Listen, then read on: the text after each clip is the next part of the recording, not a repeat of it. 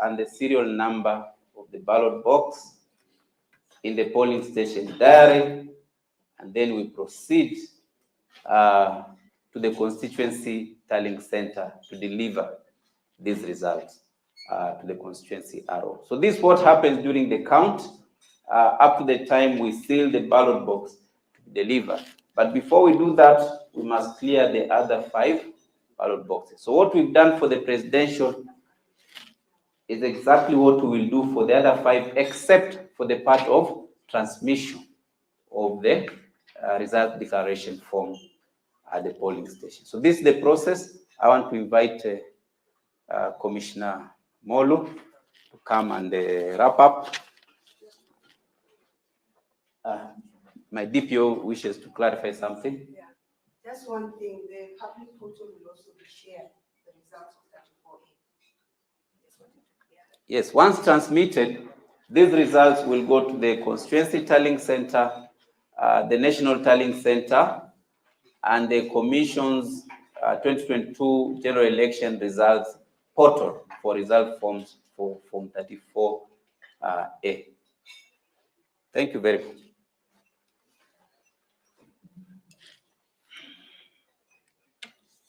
Thank you very much. I think they are on. You may use this one. Okay. Thank you. I hope we have understood how tedious it is to go through this process. There is a question that people always ask. Why do you take forever to declare presidential result?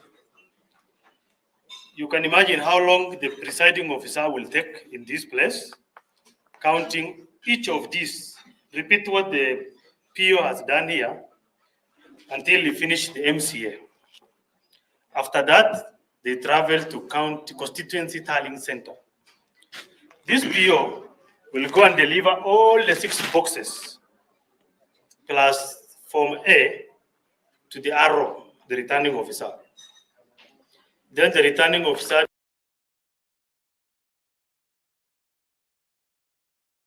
do tabulation for all the 6 simultaneously. Then at the end, declare the president, the MP, MCA, give them their certificate, then moves now to county tallying center for governor, women rep, and senator. From there is when the PO, the RO, will come here with the presidential result. I hope we now appreciate how tedious it is. And it is very slow process because you have to do it as per the law and within the law. So we hope now with this demonstration and explanation, the media will help us cool the anxiety, which they normally blow it out of proportion. Please don't sit on your television screen and say, IEBC is yet to announce on 2nd day.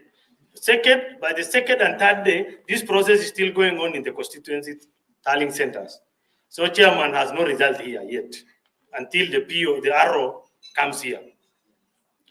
The other question is the issue of people with invalid or expired passport. You can only be allowed to vote if your passport expired, and that's what you use to register. You can only be allowed to vote if you have a new passport and you present both to the presiding officer. If you only carry the expired one, unfortunately, you cannot vote because laws demand that you must present a valid document you use to register as a voter. So if you have not made an effort to renew your passport, presenting an invalid passport that you used to register you will not be allowed to vote. So you don't have to take a trip to polling station. It is a choice a voter has made not to make an effort. Responsibility, result mean right comes with responsibility. If you have not exercised your responsibility to go and renew your passport, then the law ties our hand. We cannot allow somebody carrying an invalid document to vote. Unless there's any other question, we are, yes. I'm sure that has elicited more questions. Yes, just shout. You are tall, you can be hard. Simama na upige the left. In other newspaper, when we had the CEO, he complained that the manual register presented a scenario where the presidential votes were more than the other votes for the other elected positions. So we are again in that similar scenario where we are going to use the manual register. What mechanisms or measures have you put in place so that we don't go back to a similar situation? Okay, I think you have. I don't know whether you are here throughout the simulation. During simulation, you have seen somebody who just wanted to vote for presidential alone. They wanted to return the rest of the papers. But what was the guidance of the PO? What was the guidance of the PO? Yes, whether you have marked it or not, you must put them in the box. And there's another voter who came and said, I just want to be given one ballot paper for the presidential. But was he issued with only one? No. Any voter who walks into a polling station must be given 6 ballot papers. Whether you mark it or not, they must find themselves in the ballot boxes. So, and we have instructed and trained our ROs and POs to ensure everybody is given one ballot paper for each position. So we don't see that scenario arising again. We have trained our people properly. The issue of people colluding in the evening, especially in the stronghold areas, and just voting for the presidential alone, has been addressed through training. We just hope it will not arise. But as far as our process is concerned, we have communicated with the POs and the ROs to ensure that don't arise. Then comment on the logistics.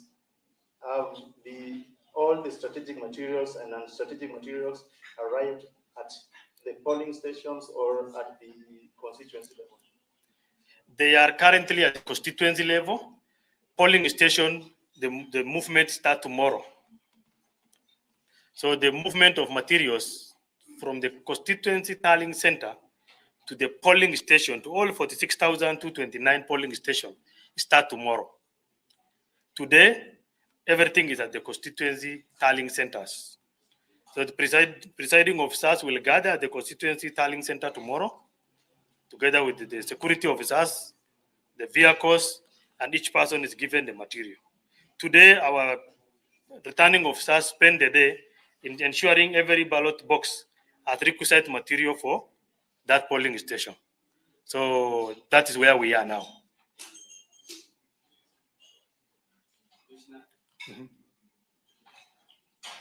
Yes, Commissioner, 3 questions. One is a voter who had a concern, and the concern is that he checked online if he's a registered voter. Yes, he's registered, but it only appeared in one day. It's called Samuel Tuguna. So he checked online, it only shows him Samuel, but here it confirms he's a registered voter. We have a problem on the voting day. Secondly, on the issue of close of campaign day, because there have been concerns, and even us as members of the press, we are concerned because, yes, they stopped going for the rallies, but you can see them online on Twitter, still urging people to vote for them. And also, UDS raised an issue with the president's address in the evening. Can the commission make a clarification on this issue? Starting with the last one, I don't think president is a candidate. So you cannot say he's campaigning.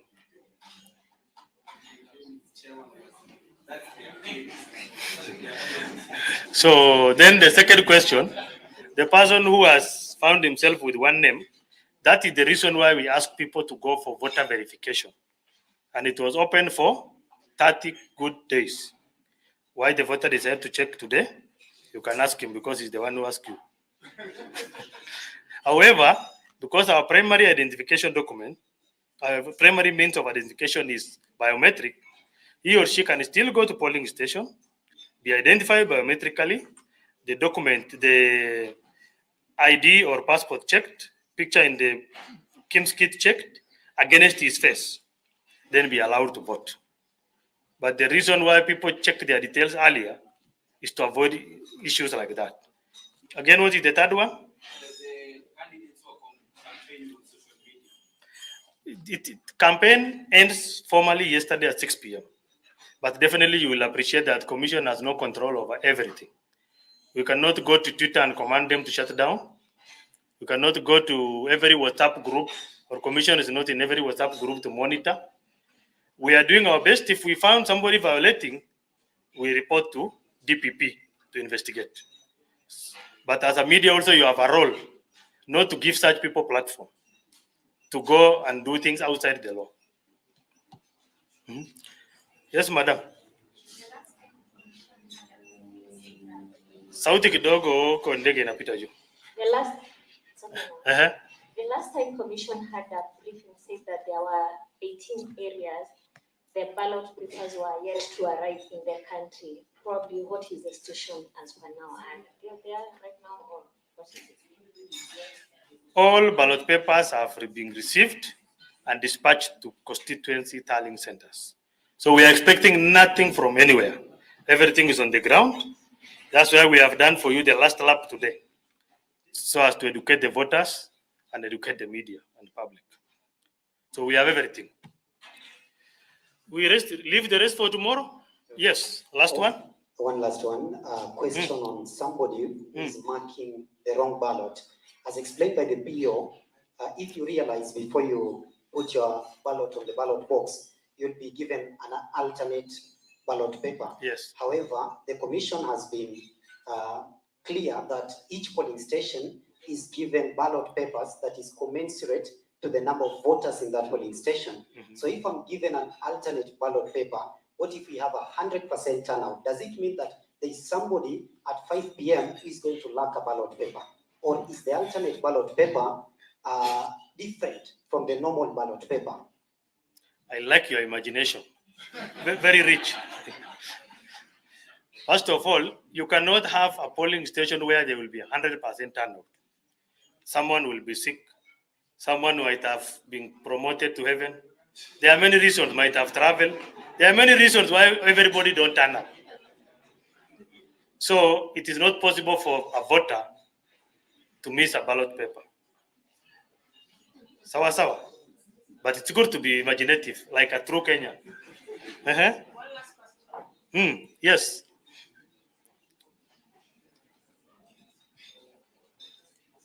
Considering the number of cases that have been brought before the courts, will there be a scenario where some areas will see suspension of voting, or is everything set for all the 47 counties to conduct the election online? Yes, there are a few cases we have postponed. Is Director Legal here?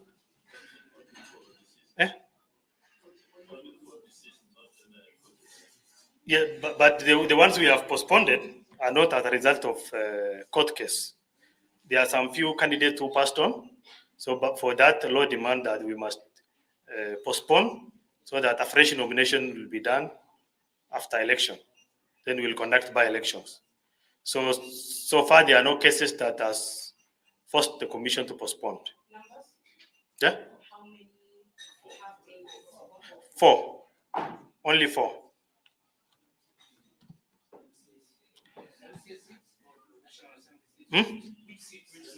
MCS. That is Member of County Assembly Ward. I can see. MCA means Member of County Assembly Ward. Yeah. Aya, thank you very much. Have enough question for tomorrow when we come back. Thank you.